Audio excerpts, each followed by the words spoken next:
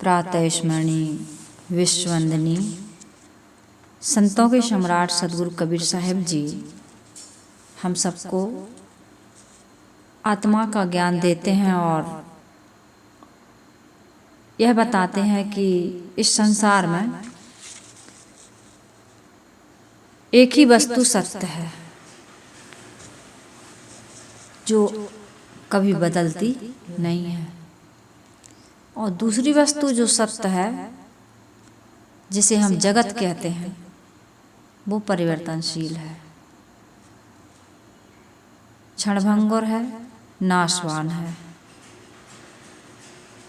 तो सदगुरु कबीर साहिब जी इस 127 विसाखी में यह शिक्षा दे रहे हैं कि अनासक्ति से अमरता की प्राप्ति होती है। संसार में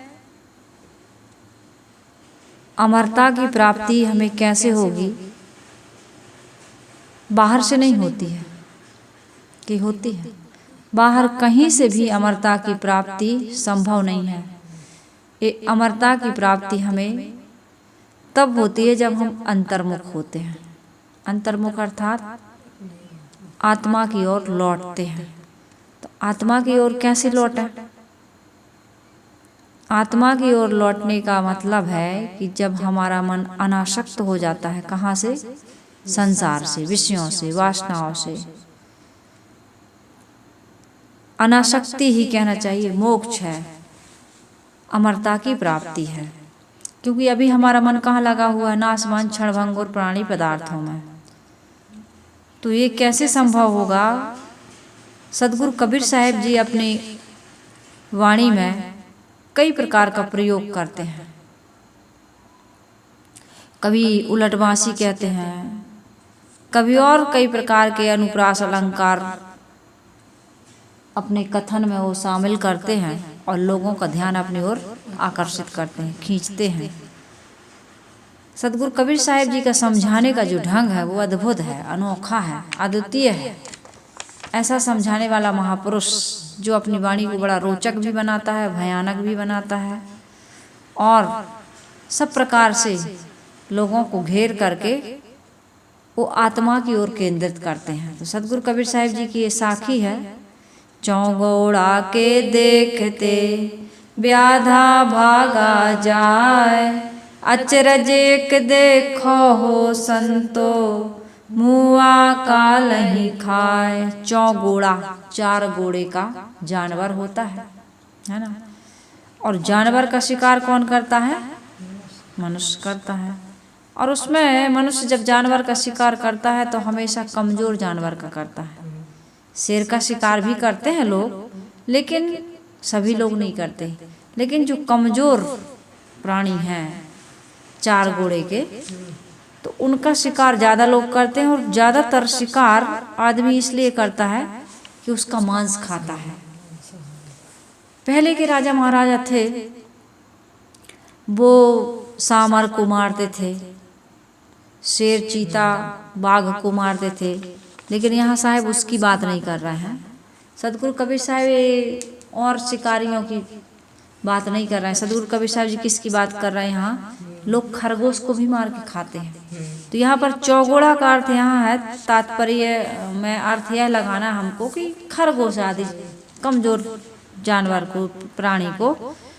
तो ये सर्वश्रेष्ठ होते हुए भी जो कमजोर है वो कौन है? जीव। जीव क्या है? सर्वश्रेष्ठ प्राणी है। लेकिन यहाँ सदगुरु कबीर साहिब जी कह रहे हैं कि चौगोड़ा के देखते, यानी कि जो ससा है, खरगोश है, उसको देख करके शिकार करने वाला जो शिकारी था ना, शिकार करने वाला जो था, वो शिकार को देख करके भागा। जबकि होता क्या है? शिकारी को देख करके शिकार भागता है। हम शिकारी हैं, मनुष्य शिकारी है, तो जितने भी अन्य प्राणी हैं, जानवर हैं, वो क्या करते हैं? वो भागते हैं, डर के मारे भागते हैं, अपनी जान बचा करके भागते हैं। लेकिन यहाँ उल्टा हो रहा है, शिकार को देख करके शिकारी भाग रहा है। सदगुरु कबीर साहिब जी कह रहे चौगोड़ा के देखते व्याधा भागा जाए, अचरज एक देखो हो संतो मुआ का लई खाए। दूसरा अचरज ये देख रहे हैं सदगुरु कबीर साहिब जी कह रहे हैं कि मुर्दा ने काल को खा लिया, लेकिन ऐसा होता नहीं है। क्या होता है? काल मुर्दा को खाता है, अर्थात किसको खाता है काल? मुर्दा को नहीं खाता है। किसको खाता है? मनुष्य को भी नहीं खाता है। किसको खाता है बताओ? काल किसको खाता है? काल है क्या? मृत्यु क्या है? किसे कहते हैं मृत्यु? हम लोग आम भाषा में कह देते हैं कि आदमी का काल आ गया। काल मतलब समय। समय मृत्यु क्या है? देखे हो आज तक किसी ने मृत्यु को देखी है? नहीं देखा है। मृत्यु को किसी ने नहीं देखा, और मृत्यु नाम की कोई ऐसी चीज है भी नहीं। काल का मतलब होता है समय। काल, समय को कहते हैं काल। भैया उसका तो समय आ गया था, उसका तो काल आ गया था। कहते हैं कि नहीं कहते हैं? तो काल को कहते हैं, समय को कहते हैं काल। और दूसरा काल है अज्ञान। एक काल क्या है? ये समय काल, जिसको कहते हैं, समय को काल कहा जाता है। जैसे भाई काल में क्या चीज है? देश काल की दूरी। समय भी लगता है और देश काल। जैसे कोई पत्थर है, पहाड़ से टूट करके गिरेगा तो लुढ़कते लुढ़कते लुढ़कते लुढ़कते आएगा, उसमें एक समय भी लगेगा और काल भी लगेगा, है ना? समय काल की दूरी। समय काल यानी देश काल की दूरी। यहाँ समय और काल तो एक ही है। देश काल की दूरी यानी पहाड़ से गिरा और नीचे आया तो वो देश और ये देश अलग अलग हो गया, और बीच में जितने भी जगह वो टकराया आया तो वो क्या हो गया? देश। और समय लगा उसमें, हो गया समय। तो देश और काल की दूरी। समय को काल कहते हैं, काल को समय कहते हैं। देश काल की दूरी। तो यहाँ पर ये बता रहे हैं कि वो काल खाया। तो काल किसको खाता है? जीव को नहीं खाता है। वो काल किसको खाता है बताओ? किसको खाता है काल? अरे किसको खाता है? समय तो आएगा, लेकिन खाता किसको हो? समय, समय रूपी काल किसको खा रहा है? जिसका समय हो गया थोड़ी का होगी उधर। समय रूपी काल किसको किसको खाता है? अज्ञानियों को नहीं खाता है। यही तो समझती नहीं हूँ। आदमी सत्संग में बैठा है, सत्संग सुन रहा है, रोज सत्संग कर रहा है, लेकिन पूछ रहा है कि काल किसको खाता है? तो नहीं पता। जा दरवाजे खोल के आओ, उसको बाहर निकालो। काल किसको खाता है? तो क्या समय को? समय किसको खाता है? समय किसको खाता है? तो क्या काल को खाता है? काल किसको खाता है? समय को खाता है, आदमी को खाता है। अरे भैया समझो पहले बात को।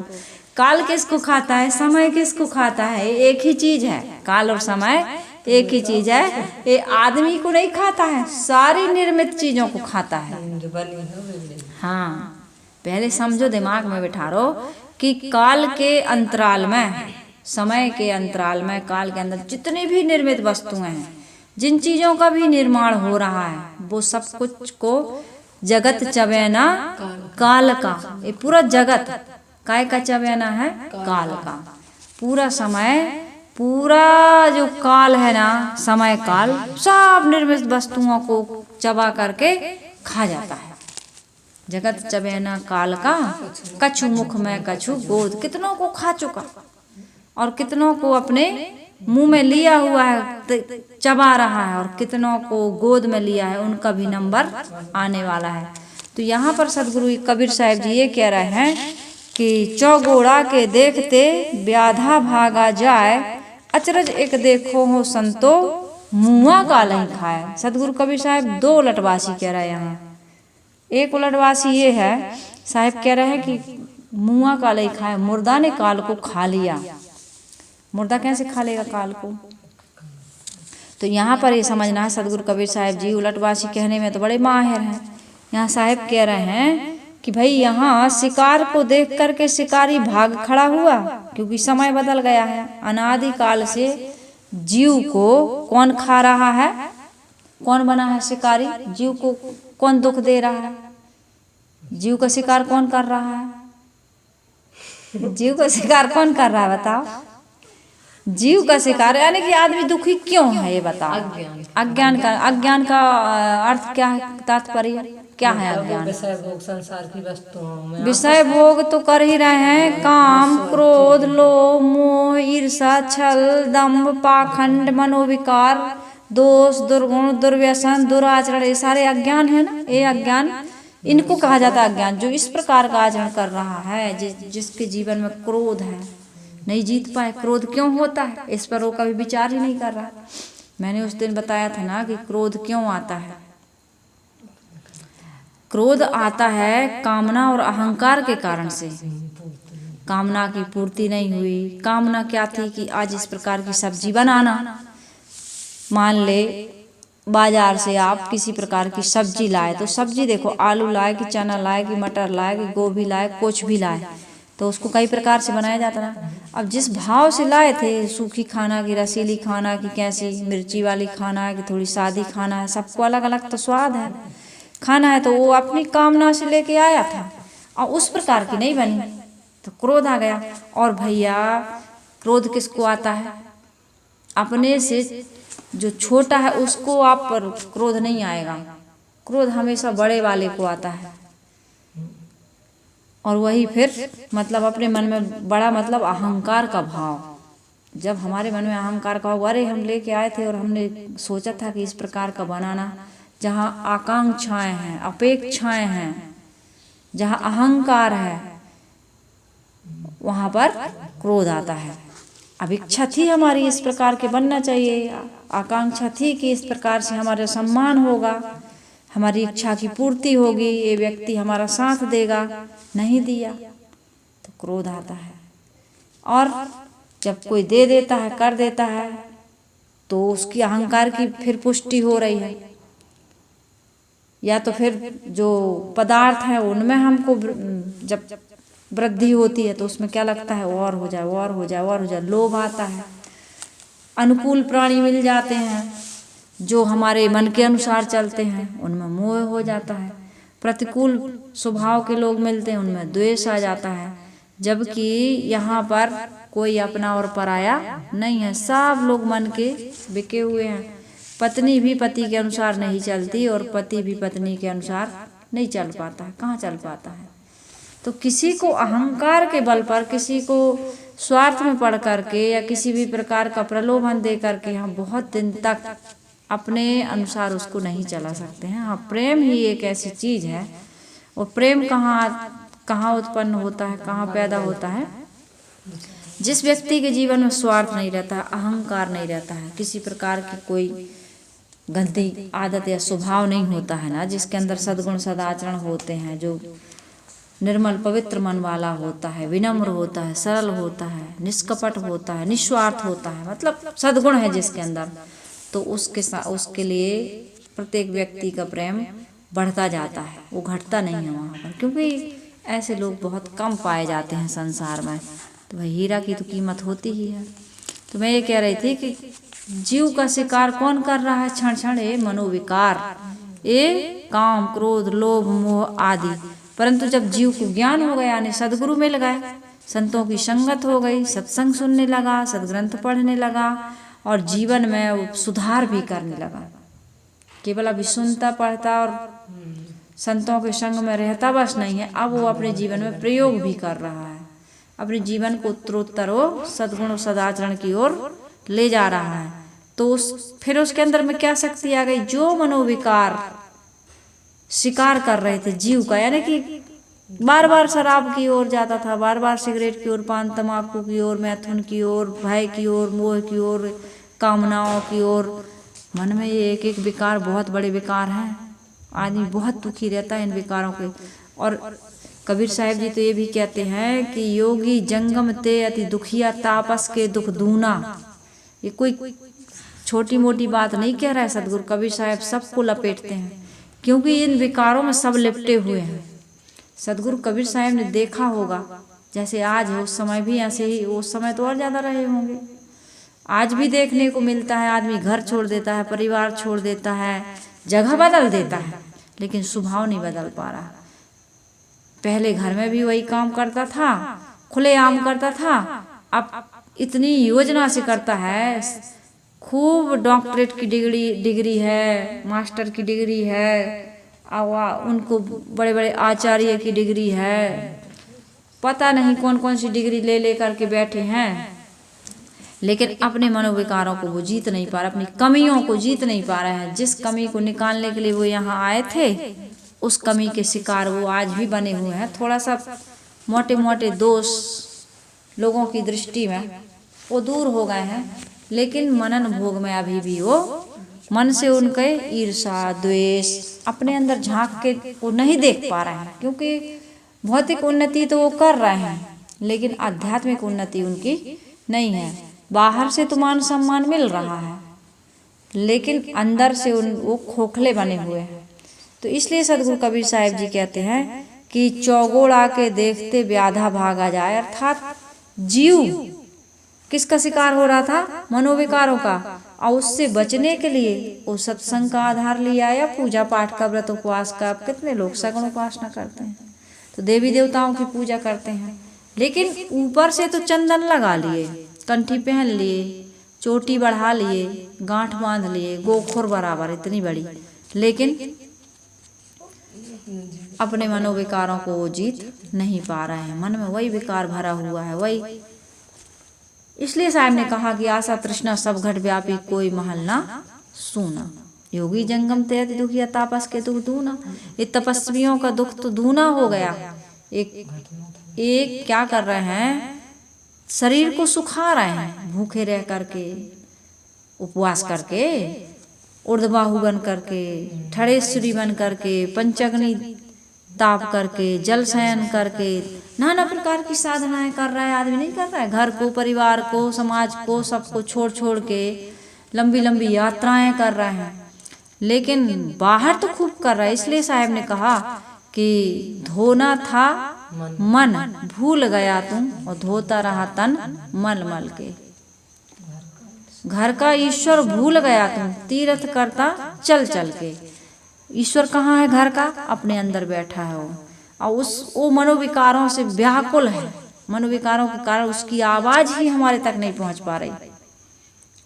आवाज अंदर से दे रहा ना आत्मा आवाज दे रही, पुकार रही, शांति से रहो, प्रेम से रहो, सबके साथ अच्छा करो, किसी का बुरा मत करो। भाई शास्त्र भी ये ज्ञान दे रहा है कि जैसा करोगे वैसा तुमको भरना पड़ेगा। भला किसी का कर ना सको तो बुरा किसी का मत करना। अमृत न पिलाने को घर में तो जहर पिलाते भी डरना, है ना? कहे बहुत सुंदर कहा है, वह जहर पिलाते भी डरना। आदमी अच्छा नहीं कर सकता है तो कोई बुरी बात नहीं, लेकिन बुरा ना करे। किसी का घर नहीं बना सकता है तो झोपड़ी में आग मत लगाए। मरहम पट्टी नहीं कर सकता है तो खार नमक भी ना लगाए। इतना तो कर सकता है। आप किसी को कुछ नहीं दे सकते हैं, कोई बात नहीं है। धन नहीं दे सकते, तन से सेवा नहीं, मन से उसका हित तो सोच सकते हैं, उसका अच्छा तो सोच सकते हैं, भला तो सोच सकते हैं, उसके लिए एक अच्छी प्रार्थना तो कर सकते हैं, दुआएं तो दे सकते हैं। नहीं दे सकते हो कि इतना भी कंगाल हो कि तुम अच्छा नहीं सोच सकते। लेकिन आज जो सबसे सहज है, इसमें कोई रुपया नहीं लगता, पैसा नहीं लगता, सोच ही रहे हो तो बुरा सोच रहे हो, उसकी जगह अच्छा सोचो। उनका भगवान भला करे, उनको कोई दुख ना हो, उनके घर में कोई तकलीफ ना आए, उनका धन बढ़े, उनकी सम्मान बढ़े, उनकी संपत्ति बढ़े। ऐसा सोच नहीं सकते हो? उनके घर में कोई किसी प्रकार की विपत्ति है, संकट है, तो उससे वो जल्दी उबर जाएं, इस दुख में उनको शक्ति मिले। आप थोड़ा सा उनके पास बैठ करके कुछ ना कहो, लेकिन उससे मिलने चल जाओ, बैठने चल जाओ, उसके साथ कुछ बातचीत कर लो, उसको कितना अच्छा लगता है। दुख में आदमी ऐसा लगता है कि चलो कोई आके हमारे पास बैठा तो पूछा तो इतना तो हम और आप कर सकते हैं, लेकिन इतना भी आदमी नहीं कर पा रहा है। तो इसलिए साहब कह रहे हैं कि वो अंतरात्मा की आवाज़ को सुन नहीं पा रहा है। क्योंकि हमारे जीवन में जब कुछ ऐसा होता है तो हम क्या चाहते हैं? हम किसी से मिलते हैं तो क्या चाहते हैं? यही चाहते हैं कि मुस्कुरा करके दो मीठी बात कहे, मीठा बोले, हो हमारा सम्मान करे, बैठने को कहे और हमारी ज़रूरतों की पूर्ति कर दे। यही तो चाहते हैं, ज़रूरत की पूर्ति कर दे, मुस्कुरा करके मीठी वाणी बोल दे और हमें प्यार दे, सम्मान दे। अब इतना हम कर नहीं पा रहे हैं, चाहते हैं लेकिन कर नहीं पा रहे हैं। अर्थात हम बो नहीं रहे हैं तो पाएंगे कैसे। तो ये मनोविकारों के सतगुरु कबीर साहब जी कह रहे हैं कि चौगोड़ आके देखते व्याधा भागा जाए। जीव क्या हो, जीव जब जग जाता है, संत मिल जाते हैं, गुरु मिल जाते हैं, सदग्रंथों का अध्ययन करने लगता है और जीवन में सुधार करने लगता है, तो ये मनोविकार फिर भागने लगते हैं। ये है जो अभी तक हमारा शिकार कर रहे थे, अनादिकाल से हमें दुख दे रहे थे, वो मनोविकार। आदमी कहता है मनोविकारों को जीत ही नहीं सकते हम, जीवन में हमें कभी सुख मिल ही नहीं सकता। जब तक आदमी ये कहेगा कि हम मनोविकारों को जीत ही नहीं सकते हैं, तब तक उस व्यक्ति को कभी सुख नहीं मिल सकता है। कैसे मिलेगा? कारण का जब तक निवारण नहीं करोगे तो सुखी कैसे होगे। तो यहाँ पर सदगुरु कबीर साहब जी कह रहे हैं कि जो कारण का निवारण कर लेता है, यानी कि जो मनोविकार हमारा जीव का दुख का कारण बने हुए थे, जो शिकार कर रहे थे, जीव व्याकुल था हर जगह, कहीं पानी, कहीं पत्थर, कहीं पेड़, कहीं पहाड़, कहीं पर्वत में जाके सिर पटक रहा था। अब उसका दुख दूर जाको सदगुरु ना मिला, व्याकुल दहु दिस धाय, आँखी न सूझे बावरा घर जरे घूर बताया। बावरा था बेचारा, पागल था, भोला था, दसों दिशाओं में व्याकुल होकर के वो भाग रहा था, कहाँ जाऊं, क्या करूं, उसको कहीं भी शांति नहीं मिल रही थी। तो यहाँ सदगुरु कबीर साहिब जी कह रहे, जब मनोविकार जो हमारा शिकार कर रहे थे, सदगुरु की कृपा से, सत्संग से, सद्गुणों से, सदाचरण से, पवित्र रहनी से, शुभ संकल्पों से जब हमने इनको जीत लिया, जो भी आदमी किसी भी क्षेत्र में जाए, देखो मतपंथ संप्रदाय की बात यहाँ नहीं हो रही है, सभी मतपंथ संप्रदायों में, सभी महापुरुषों के यहाँ यही बताया जाता है कि जीवन में सुचिता आए, पवित्रता आए, सुवस्था आए, आदमी बलवान बने। किसके लिए? सद्गुणों को धारण करने के लिए और दुर्गुणों को त्यागने के लिए। अपने जो दोष, दुर्गुण, बुराइयां हैं, कमियां हैं, उनको निकालो, उनको जीतो, तभी हमारा जीवन सुंदर बन सकता है। तो यहाँ सदगुरु कबीर साहब जी यही बता रहे हैं कि ज्ञान उदय के हो जाने पर हमारे मन के कामादिक विकारों का अंत हो जाता है। यही चौगोड़ा का देखते ही व्याध का भागना है। आगे सदगुरु कबीर साहब दूसरे आश्चर्य की बात कहते हैं कि मुर्दा काल को खा रहा है, मुर्दा काल को खा रहा है। मुर्दा को काल मुर्दा को खाता है, यानी कि मुर्दा काल भी मुर्दा को भी नहीं खाता। ये समझने की बात है कि सारी निर्मित वस्तुओं का जो समय के अंतराल में निर्माण होता है, उसका विनाश भी होता है। ये जो श्वास आ रही है, जा रही है, हम श्वास ले रहे हैं, प्राणवायु जो काम कर रही है ना, फेफड़ों को पंपिंग कर रही है, वो आ भी रही और जा भी रही। इसमें भी ये भी किसका है काम? समय लगता है ना। समय काल के जब प्राणी मर जाता है, जीव चला जाता है, तो देह को क्या कहते हैं? मुर्दा। परंतु काल किसे कहते हैं? थोड़ा समझने की बात है। काल का पहला अर्थ क्या होता है? समय। वैसे तो अनादिकाल से अनंत काल तक सेकंड, मिनट, घंटा, रात, दिन, सप्ताह, पक्ष, मास, वर्ष, शताब्दी में विभाजित करने की चेष्टा की है समय को समझने के लिए। लेकिन समय जैसा अगले क्षण था, अभी है और बाद में भी होगा, समय वही है। अब इसको अलग अलग आदमी ने कैटेगरी में विभाजित किया है और अपना नाम दिया है। दिन का नाम दिया, सप्ताह का नाम दिया, वर्ष का नाम दिया, शताब्दियों का नाम दिया, है ना, युगों का नाम दिया। लेकिन यहाँ हमें समझना यही है कि प्राणी का पूरा जीवन हो जाता है, तब तक जिस समय उसका आयु पूरी हो जाती है, उस दिन कहते हैं भैया काल आ गया। लेकिन वो काल आता नहीं है, काल तो पहले से वही है, बस हमारा जाने का समय हो गया। आदमी चला गया, जीव इस शरीर से निकल गया। तो यहाँ पर सदगुरु कबीर साहब जी कह रहे हैं कि काल का अर्थ है क्षण भंगुरता। संसार की सारी निर्मित वस्तुएं देश काल के आयाम में घूम रही हैं। मानो पर्वत से एक पत्थर के बारे में जो अभी बताया था ना, आप लोग उदाहरण दिया था, वैसे ही यहाँ से हम लोगों को कहाँ जाना है? मूरा आश्रम जाएंगे, नया रायपुर से मूरा जाएंगे, तो देश और काल की दूरी है इसमें। यहाँ से वहाँ तक जाने में देश ए मूरा है, ए रायपुर है, वो मूरा है, और बीच में जो गांव पड़ेंगे ये क्या हो गया? देश। और काल जितना भी समय लगेगा उसके अंतराल में ही हम वहाँ पर जा पाएंगे। ऐसी में हमारे शरीर बनता है, बूढ़ा होता है, मकान बनता है, जीर्ण छीर्ण होता है, पेड़ होता है, उगता है, फिर वो बूढ़ा हो जाता है, वो भी गिर जाता है। समय वही रहता है, लेकिन चीज़ें बदलती रहती हैं। और इसलिए हम कहते हैं कि भैया काल आ गया। मतलब काल कैसे आ गया?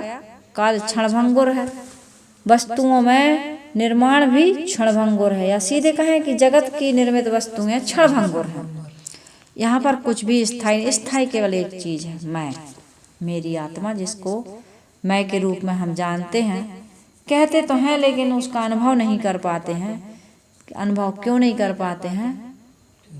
क्योंकि हम विकारों से ग्रसित हैं। उपदृष्टानुमंता च भर्ता भोक्ता महेश्वरा वाला जो बताया जाता है, भाई हम अपने आत्म स्वरूप को कब तक नहीं जानते हैं? जब तक हम अपने आप को मनोविकारों से ऊपर नहीं कर लेते हैं। जब हम मनोविकारों में पड़े हुए हैं तो हम अपने आत्मा का चिंतन या आत्मा का ध्यान या उसमें स्थित होने का काम कैसे करेंगे? जैसे आपको कोई अलग से काम दिया जाए, आप बनाने खाने में, घर की साफ सफाई में, बिजनेस व्यापार में, नौकरी में, खेती बाड़ी में लगे रहोगे तो वो दूसरा काम कहाँ कर पाओगे? भौतिक उन्नति में तो हम बहुत लगे हुए हैं, शरीर को रोज खुराक दे रहा है, 3 टाइम 4 टाइम दिन भर उसी में जा रहा है, लेकिन आत्मा की खुराक क्या है? आत्मा की खुराक हम समझ नहीं पा रहे। आत्मा की खुराक नहीं दे रहा। आत्मा की खुराक यही है, मौन रहना, शांत रहना, स्थिर होकर के आत्मा का चिंतन करना।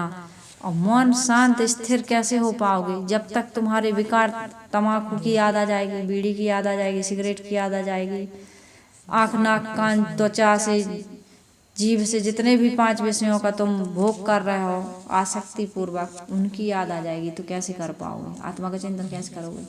भौतिक उन्नति के बारे में सोच रहे हो, विशाल साहिब जी ने कहा ना, अंत स्थिर ज्वाला रहित, अंतःकरण कैसा हो? स्थिर। ज्वाला रहित, किसी प्रकार की आग न लगी हो। ज्वाला विकारों की आग लगी हुई है, नहीं लगी? मनोविकारों की आग लगी हुई है। अंतस्थिर ज्वाला रहित, अभय, किसी प्रकार का भय ना हो। कोई ऐसा काम ना करो कि जिससे आपको भय हो। अभय न चिंता, जब कोई चिंता ना हो कि ये करना है हमको। फिक्र रहित मन निरस, जब किसी चीज की फिक्र नहीं, आने की, जाने की, खाने की, सोने की, जागने की। आदमी कितनी चिंता में। कहते हैं एक फकीर आया तो राजा जा रहा था हाथी पर बैठ करके, और फकीर उस गांव से दूसरे गांव जा रहा था। तो फकीर को कुछ, हाथी जा रहा था तो पूंछ मार दिया। तो फकीर को लगी गुस्सा, तो हाथी की पूंछ पकड़ लिया। अब हाथी टस के मस ना हो पाए। राजा ने देखा कि हाथी चल क्यों नहीं रहा, इतना मैं अंकुश से इसको आगे की ओर हाँकने का प्रयास कर रहा हूँ, हाथी चल क्यों नहीं रहा। देखा लौट के तो एक फकीर हाथी की पूंछ पकड़ के खड़ा है, हाथी चल नहीं पा रहा। तो राजा नीचे उतरा और उन्होंने कहा कि इतना महान बलवान आदमी को तो हमारे राज्य में होना चाहिए, ये हमारे बहुत काम का है। रिक्वेस्ट किया, हाथ पैर जोड़ा कि हमारे यहाँ आतिथ्य स्वीकार करिए। बताया नहीं उनको।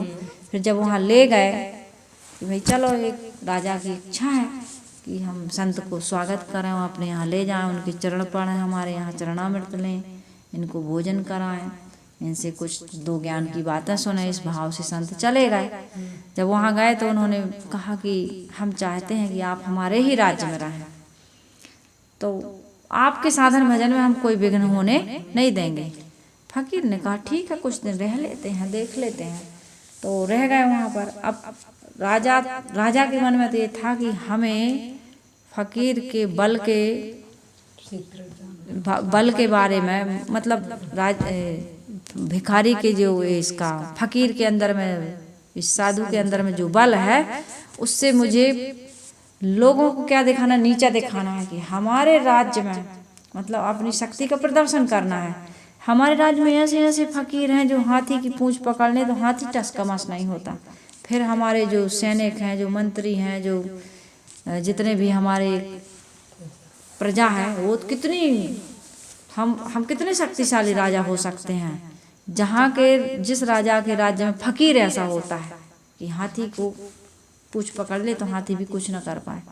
तो देश देश के राजा आए उनके यहाँ, कोई फंक्शन था तो उन्होंने बताया कि हमारे यहाँ तो ऐसा फकीर है। तो सब लोगों ने कहा कि भाई हम भी देखना चाहते हैं फकीर, ऐसा फकीर हम भी देखना चाहते हैं, प्रदर्शन होना चाहिए।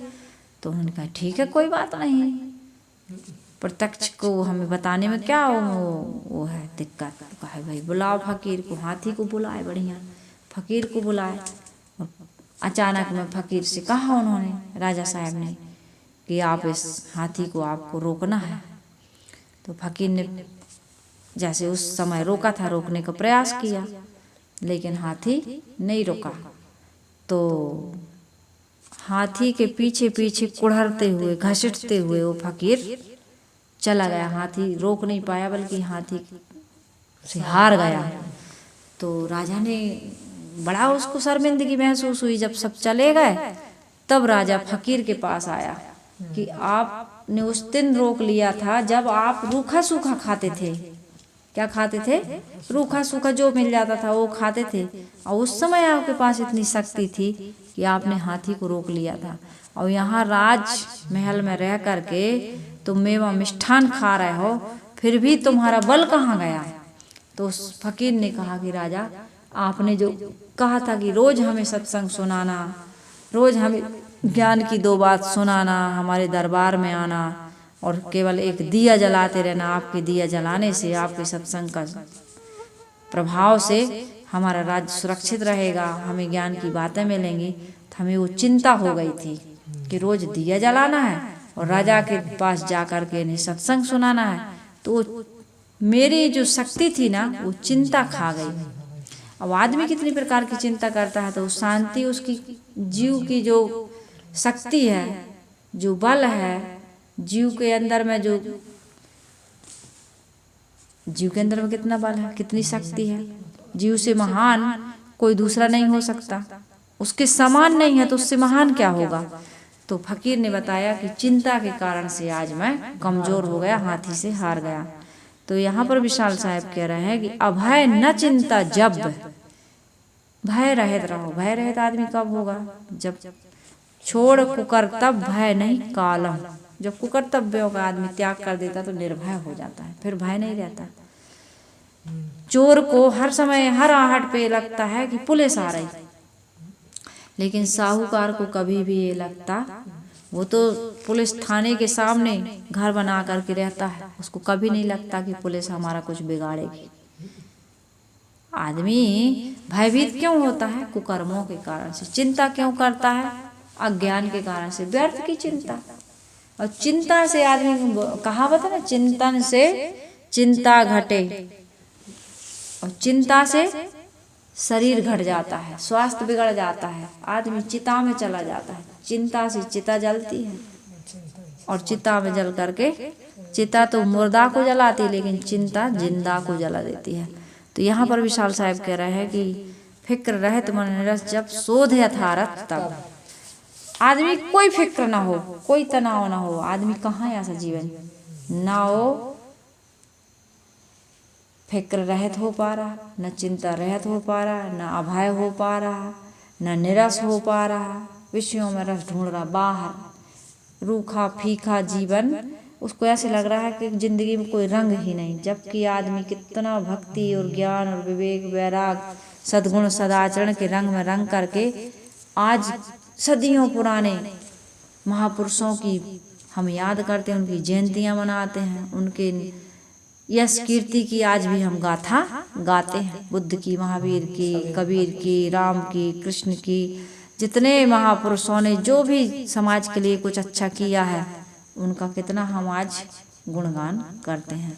तो यहाँ पर सदगुरु कबीर साहिब जी यही कह रहे हैं कि काल सबको खा रहा है, अर्थात अज्ञान रूपी काल। यहाँ पर साहब कह रहे मुआ काल ही खाए, मुर्दा ने काल को खा लिया, अर्थात मुआ का अर्थ है मरा हुआ मन। जिसका मन विषय शक्ति से मर जाता है, जड़ देह गए आदि के अहंकार से सर्वथा मुक्त हो जाता है, उसका मन क्या हो जाता है? मर गया। और मुआ काल ही खाए, फिर उसको फिर काल नहीं खा पाता है। अज्ञान काल के कारण से हमारा बार बार जन्म न मरना हो रहा है, अब वह क्षणभंगुर को छोड़ करके शांत हो गया और अपने अविनाशी स्वरूप में हो गया, जो हमारा अमर स्वरूप है, अमृत स्वरूप है, शांत स्वरूप है, जन्म मरण से रहित, आबो न जावो मरो नहीं जीवो। इस प्रकार के अविनाशी स्वरूप चेतन राम में स्थित हो जाता है। ऐसा मन मानो काल को खा लेता है, वह देश काल से मुक्त हो जाता है। जिस जीव का मन अनासक्त है, संसार के राग रंग से मर चुका है, वह क्या होता है, अपने स्वरूप में, अविनाशी स्वरूप में स्थित हो जाता है। उसके लिए समय का चक्कर, काल का चक्कर, काल की गतिशीलता, प्राणी पदार्थों की गतिशीलता, शरीर की मौत, आसक्ति तथा अहंकार रूपी भवबंधन सब समाप्त हो जाते हैं। मानो उसका संसार ठंडा हो जाता है, अर्थात मन अनासक्त था, आसक्त था, वो अनासक्त हो गया। शरीर की मौत का भय है, न संसार के क्षणभंगुर प्राणी पदार्थों को छूटने का भय है, न काम क्रोध आदि शत्रुओं का भय है। भय का कारण क्या था, आसक्ति, आसक्ति मिट गई, भय समाप्त हो गया। मात्र अब क्या हुआ, शरीर छूटना है। जैसे ही प्रारब्ध यात्रा खत्म हुई, आवागमन से मुक्ति मिल गई। आसक्ति की मिटते ही हमारा कल्याण हो जाता है। अज्ञान का नाश होते ही जन्म मरण का जो चक्र है, जो अनादिकाल से चल रहा था, उसका अंत हो जाता है। इसलिए यहाँ पर सदगुरु कबीर साहिब जी उलटवासी में हमें ये समझाने का प्रयास कर रहे हैं। साहिब कह रहे हैं, चौगोड़ा के देखते व्याधा भागा जाए। चौगोड़ा अर्थात चार पैर वाला क्या है, यहाँ पर जीव के लिए कहे, ससा यानी जीव। जीव जिस दिन अज्ञान को, अपने अज्ञान को समझ जाता है, शत्रुओं, काम क्रोध आदि शत्रुओं को मार देता है, उस दिन क्या हो जाता है, फिर हमारे जीवन का सारा दुख, दोष, दुर्गुण जिस दिन समाप्त होते हैं, उस दिन हमारे जीवन में आत्मा का, आत्मस्वरूप का साक्षात्कार हो जाता है। फिर हम सारे दुखों से मुक्त हो जाते हैं। तो यहाँ पर हमें यही समझना है कि चौगोड़ा अर्थात शिकारी भागना, अर्थात जो मनोविकार हमें परेशान करते थे, वो आत्मज्ञानी पुरुष, उनका मन नहीं मरता, आत्मज्ञानी का मन नहीं मरता, मन में विकार होता है ना, वो मर जाते हैं। आत्मज्ञानी भी तो संसार में जी रहा है, व्यवहार कर रहा है, ज्ञान की चर्चा कर रहा है, ज्ञान का आचरण कर रहा है, ज्ञान की रहनी में रह रहा है, मन नहीं मरता। मन में जो विकार है, मनोविकार, वो मर जाते हैं। तो हमको मन को नहीं मारना है, मन के विकार को मारना है। मन के बिना जीवन नहीं चलता है, लेकिन मन जिस दिन शांत शुद्ध हो जाता है ना, उस दिन मन शांत भी हो जाता है।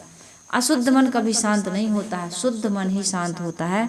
इसलिए मन शांत करने के बारे में चिंता फिक्र ना करो, न शिकायत करो, मन शांत नहीं होता साहब, मन शांत नहीं होता। ये कहो कि मन शुद्ध नहीं होता साहब, और उस मन को शुद्ध कौन करेगा, जिसने अशुद्ध करा है वही शुद्ध करेगा। तो हमने और आपने मिलकर खुद ने अपने अपने मन को अशुद्ध किया है, खुद को अपने मन को शुद्ध करना है। और जितनी जितनी मात्रा में हम अपने मन को शुद्ध करते जाएंगे, उतने उतने हमारे मनोविकार से हम मुक्त होते जाएंगे, शांति और अमृत में स्थित होते जाएंगे। तो यहाँ पर साहब यही बता रहे हैं कि मुआ कालहि खाए। मुआ कालहि खाए अर्थात मरा हुआ मन, हमारा मरा हुआ मन क्या है, मन नहीं मरता। मुआ कालहि खाया ने, यहाँ मरा हुआ काल को खा रहा, मौत ने सबको मार दिया, लेकिन यहाँ साहब कह रहे मुआ कालहि खाया, मुर्दा ने मौत को खा लिया। मुर्दा क्या है, मरा हुआ मन। मरा हुआ मन यानी मन नहीं मरता, ये समझिए, मन के विकार मर गए, मन शुद्ध हो गया। मुआ कालहि खाए, उसने हमारे अज्ञान काल को अब समाप्त कर दिया, और जीव सदा सदा के लिए अमृत पद में स्थित हो गया, जिसकी प्राप्ति के लिए हम सबको ये मानव जीवन की महानता उपलब्ध है, उपलब्धि है, ये उपलब्ध हुआ है मानव जीवन। इससे हमको अब क्या करना है, अज्ञान काल को मार करके अमर होना है, सदा सदा के लिए अब अपने अमृत स्वरूप में स्थित होना है। इसी प्रयास में कबीर आश्रम देवरी चैनल आप सबके बीच सदगुरु कबीर साहिब जी की वाणी लेकर के आता है कि हमारे जीवन का जो अज्ञान है, हमारे जीवन को जो भ्रम है, मान्यताएं हैं या दोष दुर्गुण हैं, जो भटकाव है, वो दूर हो, और हमें अपने निकट की वस्तु जो नित्य प्राप्त है, जिसे हम अमृत कहते हैं, राम कहते हैं, या और भी नामों से लोग जानते हैं, उनका और भी नाम है। वो सारी चीज़ें, वो सारी साधनाएं, वो सारी उपासनाएं कहाँ सफल होंगी? अपने आप में ठहरने पर, मन की शुद्ध होते ही अपने आप में स्थित होने की आदमी के अंदर में योग्यता हासिल हो जाती है। इसलिए कहीं भटकने की आवश्यकता नहीं है। बस अपने मन को निर्मल करिए, पवित्र करिए, सुबस करिए, शांत करिए और अपने स्वरूप में ठहरिए। सदगुरु कबीर साहिब जी का यही अमर संदेश है और इस अमर संदेश को जन जन तक पहुंचाकर आप सबके, हम सबके कल्याण में हम सभी लोग एक दूसरे के सहभागी बने, इन विचारों को एक दूसरे तक पहुंचाएं और अपने आप में कल्याण का काम करते हुए जीवन को सफल बनाएं। आइए हम सभी लोग गुरु वंदना कर लेते हैं। वंदो षण्मुख पारखी, शीस भेंट धरि हाथ, वचन उचारो बंदगी, सत्य प्रेम के साथ। साहेब बंदगी साहेब।